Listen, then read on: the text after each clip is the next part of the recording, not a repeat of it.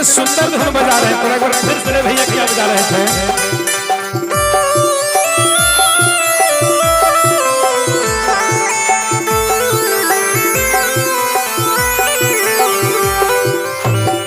महारानी मैना कहती है कि रे सखी हम मर जाए, जहर खा ले, अपना बेटी के संगे लेके नैहर चल जाए, लेकिन बूढ़ बौरा के संगे अपना बेटी के बियाह ना करे।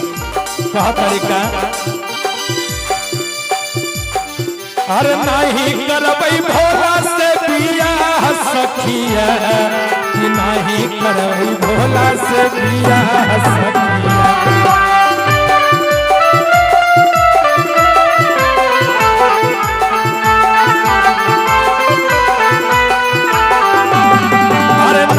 करबई भोला से बियाह सखी रे, नहीं करबई भोला से बियाह सखिया। काहे भैया हो काहे ना करे।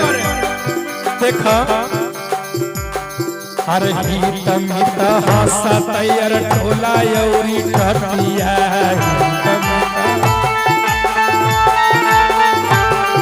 अरे हित मित हंसी है टोला यौरी टटिया।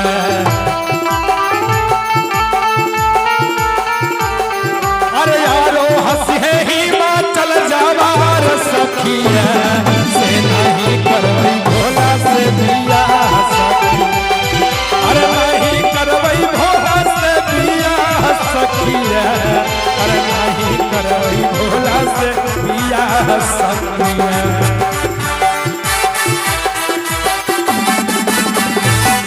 हर हर महादेव।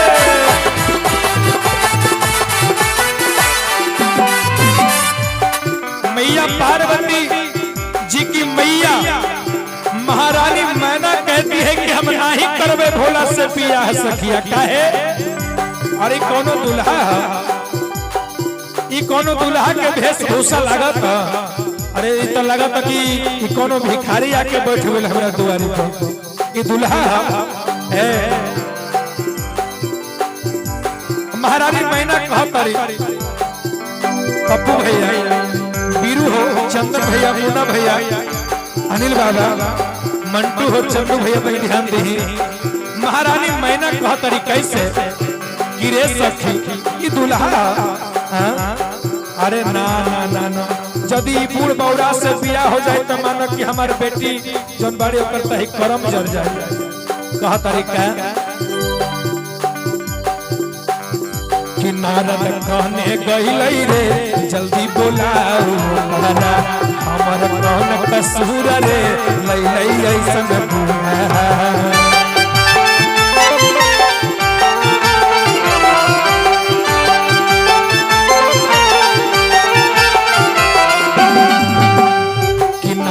कहने गई रे तनी बोलाऊ कहरा, हमर कहन गलती रे लई ऐसन बोला।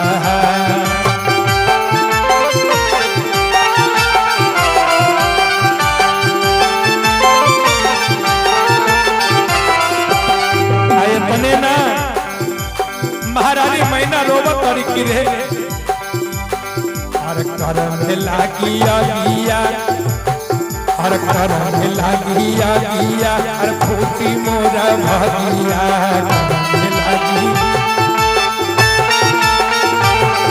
अरे कर में लागिया गिया, अरे फूटी मोरा भगिया।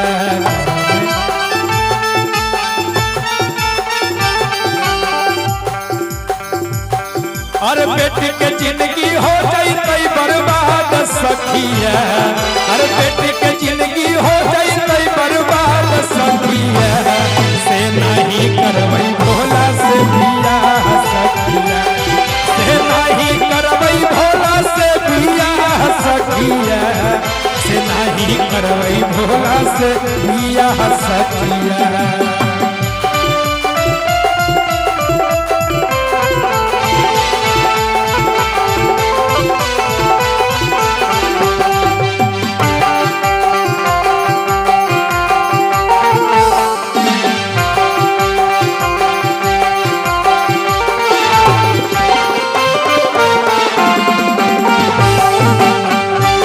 हर हर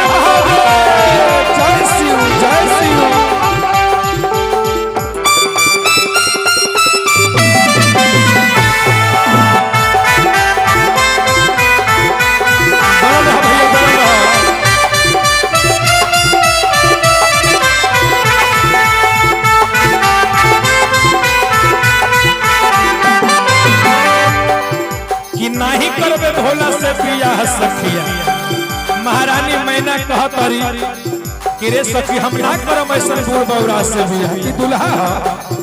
अरे ना ना ना कहतरी हम जहरावा खइबै रे जइबै अपन नैहरा नहीं करबै सखी रे अपन बेटी के बियाहवा।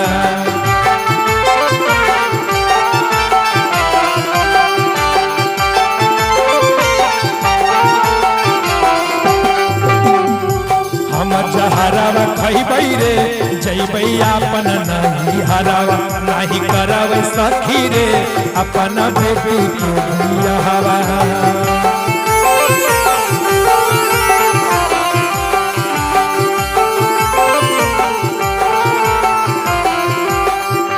आए बने ना अरे मोह चंदन बीरू पप्पू के बोलाब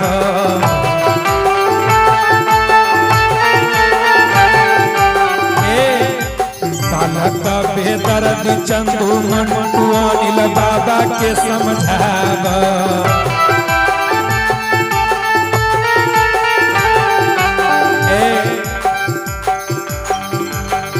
अरे की रहै नहीं न सहलो रे सखिया। अरे की रहै नहीं न सहलो रे सखिया से नहीं करबै भोला से बियाह सखिया। अरे नहीं करबै भोला से बियाह सखिया। अरे नहीं करबै भोला से बियाह सखिया। अरे नहीं करबै भोला से बियाह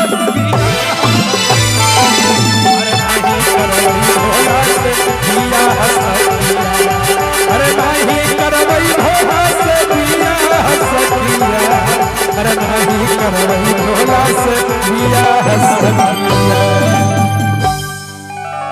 बोल शंकर भगवान की।